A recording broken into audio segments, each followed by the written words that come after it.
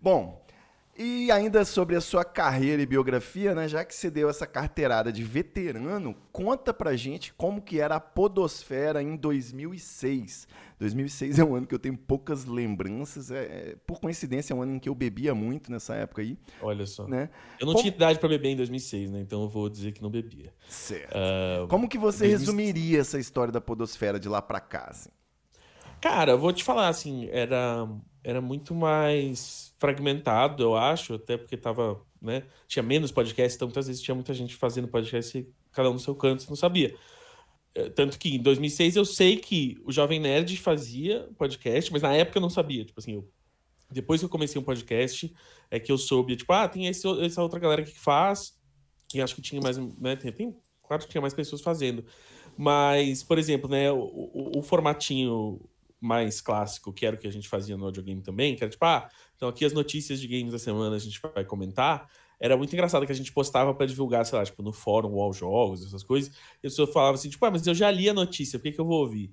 E eu não tinha um argumento. Talvez eu não tenha esse argumento. Mas era muito engraçado, assim.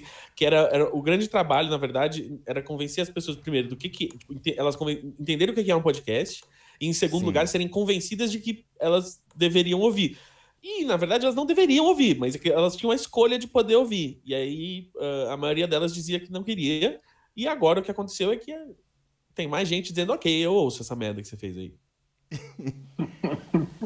Dá pra dizer que a podosfera em 2006 era o Nerdcast e os nerdões, né, de nicho. E aí depois de um tempo foi chegando mais gente, né? Tipo, o Ivan com o Anticast. Eu lembro que muito antes da gente trabalhar junto, já, tipo assim, a gente já sabia, assim, você sabe, tem aquele menino de Curitiba que faz o Anticast, e aí depois que começou o Projeto Humanos e tal. E aí com o tempo começou, assim, tipo, mais gente que eu conhecia começou fazendo, os meninos do Decrépitos. Fizeram diversos. Porque antes do Decrépitos eles já faziam podcast no satirismo e tal, fizeram várias outras coisas.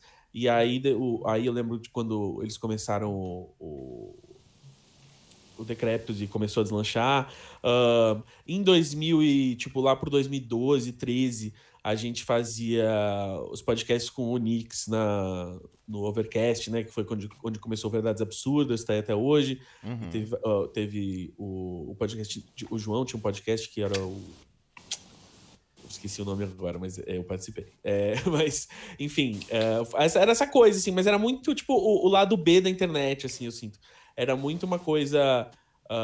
Por exemplo, quando eu comecei a trabalhar no jornalismo por causa dos podcasts de games que eu fazia, que aí me levaram a escrever nas revistas, e aí a gente fazia podcasts de games nas redações das revistas, mas era muito um negócio que a gente fazia pra se divertir, e aí 100 pessoas ouviam, sabe? E aí depois de muitos anos o Jovem Nerd começou a ganhar dinheiro fazendo podcast, e aí todo mundo, a gente abriu o olho e falou assim, será que a gente também vai conseguir ganhar dinheiro? E a resposta é, 20 anos depois, talvez um pouquinho. Achei que você ia falar que a resposta tava no livro, que você não ia dar spoiler. mas, A mas resposta tá no livro, deixa eu ver. Não, eu vou ler a contracapa aqui pra você saber se a resposta tá no livro. Você sempre quis saber como fazer o que você ama e ainda por cima ficar rico com isso? Então esse livro não é pra você. Então, essa é a contracapa, já fica avisado. boa, excelente. A próxima pergunta ia ser justamente isso, né? Sendo você um artista tão completo, né, tão multimídia, por que você optou por abraçar o podcast como empreendimento? Você acha que tem um potencial enorme aí no tempo de lavar louça e pegar engarrafamento nas cidades? Olha, eu acho que em primeiro lugar, sim, você tá correto, existe esse potencial, e, tipo, né, uma das coisas que o podcast consegue fazer é que ele ocupa um espaço na sua vida onde não é tão fácil você ver um filme, ler um livro, enfim, né, consumir outros tipos de mídia. Mas eu sinto que eu abracei o podcast porque ele me abraçou também, entendeu? Porque foi mútuo. Porque eu podia ter tentado fazer um canal de televisão, mas acho que não teria dado tão certo quanto um produtor de podcast. Até porque eu ia estar competindo com a Globo, com a SBT, com a Record, né? Eles têm um dinheirinho ali. E então eu acho que, na verdade, foi também de perceber um vácuo, assim, né? Quando surgiu a primeira vez a vontade de fazer uma produtora de podcast mesmo, que aí foi conversando, né? Eu e o Vitor Brandt conversando, né? Ele já fazia o Bumbumcast, eu tava fazendo o Imaginar Juntas, a gente fazia no M-Studio. E aí o estúdio fechou, e aí a gente, seria legal a gente ter o nosso próprio estúdio e tal, e tentar juntar uma galera, pá. E aí, nisso, o pessoal da GMD, que é a produtora com quem eu abri a FDF, queria conversar comigo sobre projetos, PANs. E eu falei, o projeto que mais está na minha cabeça aqui é ter um estúdio, é viabilizar não só a produção de podcast, mas se a gente fizer isso em grupo, talvez viabilizar a comercialização disso, né? Que era um modelo que já estava funcionando nos Estados Unidos e tal, que era um mercado mais maduro de podcast. E aí a gente achou, acho que agora está num momento fértil para isso. Propício. Exato, e aí foi imediatamente mais devagar e mais rápido do que a gente imaginava, assim, né? Porque quando a gente começou, a gente estava olhando muito pro lado de, vamos vender ads, patrocínio e tal, e virar uma network.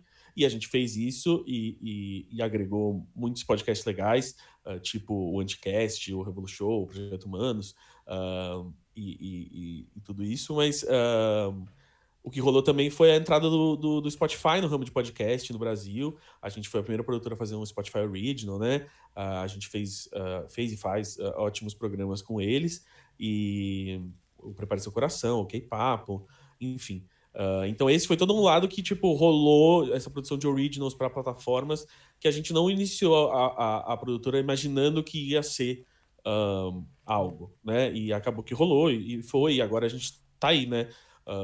Enfim, meu último projeto na Globo, inclusive, foi podcast, né? Eles não tava dando para fazer televisão com a pandemia, ainda tá bem difícil, e aí rolou essa maravilhosa tarefa de tipo, olha, não tem como fazer o resto da temporada do Fora de Hora na TV, mas peguem aí a equipe de roteiros, a equipe, o elenco, tudo, e vocês podem fazer uma temporada de podcast. Então foi muito legal, assim, a gente ter essa infra toda de um canal de televisão, de uma produtora, né, que faz televisão, e um elenco, né, absurdamente talentoso para fazer um podcast. Ou seja, né, tipo, até os grandes players estão olhando e falando assim, ok, isso aqui é um modelo viável de produzir conteúdo de maneira lucrativa e tal. Então, isso eu acho que isso responde talvez a sua pergunta. Perfeito. Eu imaginei, assim que começou a pandemia, eu fiquei pensando, né? A ficção vai parar, a gente vai parar de ter tanto lançamento assim, o que por um lado é bom, que vai ter menos vídeos no YouTube sobre esses lançamentos, né? Todos os canais postando sobre o mesmo assunto. E aí menos pessoas reclamando nesses vídeos que foi spoiler. Exato. Mas eu fiquei pensando, né, o audiodrama tem esse potencial aí, né? Pô, de ser uma mídia que pode ser produzida sem vírus, né? Sempre, a não ser o vírus de computador.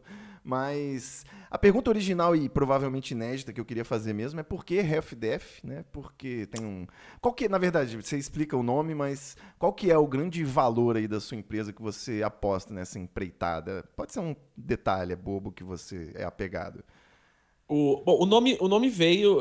Eu tenho uma séria dificuldade em dar nomes para projetos. E ele veio, como eu disse, né, ela surgiu como uma ideia minha e do Vitor Brant, que também é roteirista, diretor, dirigiu o Cabras da Peste, que está no Netflix agora. Ótimo filme de ação e comédia. E o Vitor é surdo de um ouvido. E acabou que meio que foi daí que foi aí que a gente não era assim. Dois nomes que eu e o Vitor criamos juntos foi Senhor Bumbum e FDF, assim. Então, claramente, a nossa vontade é passar por cima dessa etapa do processo e chegar logo no que vale a pena. Vocês Mas curtem uma foi daí que veio. literaçãozinha, né, um nome sonoro. Não, e tem uma coisa também, assim, cara, tem uma justificativa que eu criei na época do nome, é só porque a gente gostava do nome e tal, e era meio que um jeito de homenagear o Vitor, mas eu criei uma desculpa na época que era que ela resumia a nossa filosofia de que a gente ouve, né, o que as pessoas querem, o que os clientes querem, mas que também tem um lado da gente que é o de tipo, ok, agora já ouvi, eu vou seguir os meus instintos aqui, as minhas vontades. E esse equilíbrio entre fazer o que você quer e fazer o que demandam de você seria uma filosofia que guia a gente. Acho que é verdade. Isso é lindo, cara. Isso é lindo. Ó, vou aplaudir. Eu acho que o retroplanejamento é uma arte muito pouco reconhecida. O retroplanejamento é uma arte das mais lindas do mundo. Eu não sei se é a 7ª, a 8ª, a 9ª, porque eu já perdi a conta e são tantas novas artes, né?